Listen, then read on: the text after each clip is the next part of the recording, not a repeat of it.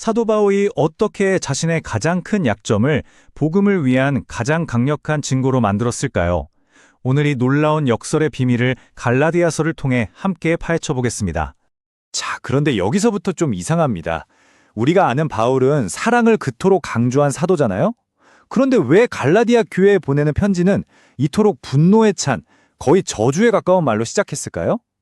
여기에는 정말 절박한 사정이 숨어 있습니다. 바울이 왜 이렇게 격하게 반응했는지 이해하려면요. 먼저 갈라디아 교회가 그에게 어떤 곳이었는지를 알아야 해요. 그냥 여러 개척 교회 중 하나, 그런 게 아니었거든요. 지금 보시는 이 지도상의 지역들, 루스드라나 더베 같은 곳들이요. 바울에게는 그냥 지명이 아니었어요. 1차 선교여행 때 정말 자기 피와 땀을 갈아 넣어 직접 세운 교회들이 바로 이곳에 있었습니다. 어느 정도였냐면요. 말 그대로 목숨을 걸고 복음을 전했어요. 갈라디아 사람들에게 하나님의 사랑을 전하려다가 동족에게 돌에 맞아서 성 밖에 버려졌습니다. 사람들이 다 죽은 줄 알았을 정도였죠. 그러니까 그렇게 목숨까지 걸면서 사랑했던 교회에 어떤 위협이 생겼을 때 바울의 반응이 격렬했던 건 어찌 보면 당연한 일이었습니다. 그런데 바울이 떠나고 불과 한 2년쯤 지났을 때였을까요? 교회 안에 아주 미묘한 독이 퍼지기 시작합니다. 거짓 교사들이 나타나서 이렇게 말하기 시작한 거죠. 바울이 전한 복음, 그거 뭔가 좀 부족해.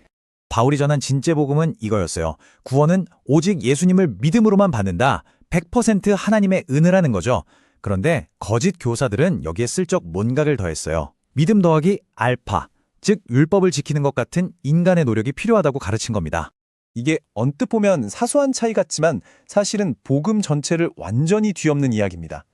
구원의 초점이 하나님의 은혜에서 인간의 노력으로 넘어가 버리는 거니까요.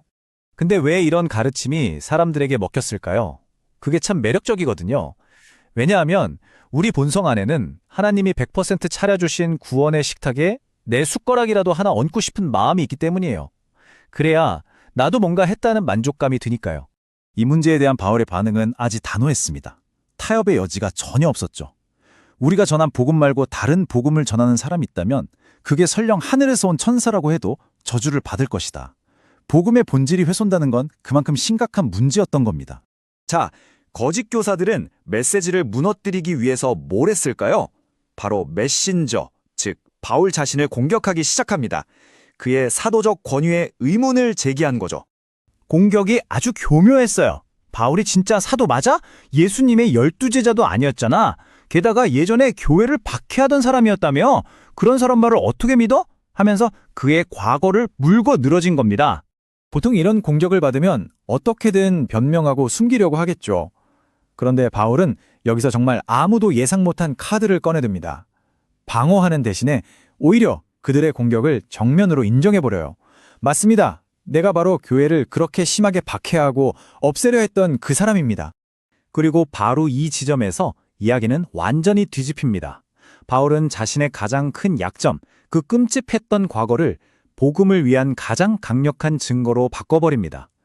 그의 논리는 이거예요.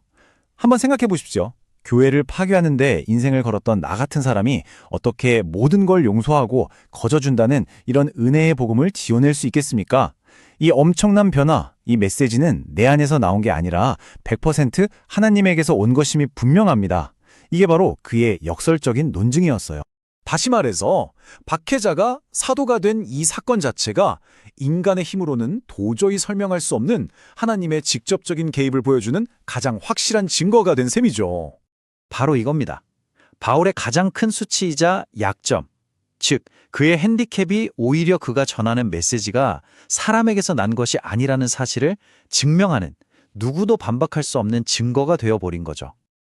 그리고 이것이야말로 바울이 목숨 걸고 지키려 했던 복음의 심장입니다. 나의 자격, 나의 노력, 나의 공로가 완벽하게 0이 되는 바로 그 지점에서 하나님의 은혜와 능력이 비로소 100으로 일하기 시작한다는 진리 말입니다. 자, 그럼 이 원리를 믿음이라는 개념에 한번 적용해 볼까요? 우리는 종종 믿음을 내가 의지를 발휘해서 만들어내는 거라고 생각하잖아요. 그런데 바울이 보여주는 그림은 사뭇 다릅니다. 믿음은 내가 쥐어 짜내는 결심 같은 게 아니에요. 오히려 오랜 시간 동안 부모의 신실한 사랑을 경험하면서 아이에게 자연스럽게 신뢰가 쌓이는 것처럼 믿음이란 하나님의 신실하심을 경험하는 그 과정 속에서 우리 안에 만들어지는 것에 가깝습니다. 아브라함을 한번 보세요. 그의 그 대단한 믿음이 하루아침에 생겼을까요? 아니죠. 40년이라는 긴 세월 동안 하나님께서 계속해서 나는 믿을 만한 존재라는 것을 증명해 보이셨고 그 과정을 통해 아브라함의 믿음이 단련된 겁니다. 다윗도 마찬가지예요. 골리앗 앞에 섰던 그 엄청난 용기는 그냥 무모한 자신감이 아니었습니다. 그전에도 사자와 곰의 위협 속에서 자신을 건져주셨던 하나님에 대한 수많은 경험, 그 데이터가 쌓여서 만들어진 확신이었던 거죠. 자, 그렇다면 이 흥미로운 바울의 이야기가 오늘을 살아가는 우리에게는 어떤 의미가 있을까요? 그래서 마지막으로 이 질문을 드리고 싶습니다. 여러분이 가장 숨기고 싶은 약점, 실패의 경험, 혹은 아픈 과거는 무엇인가요?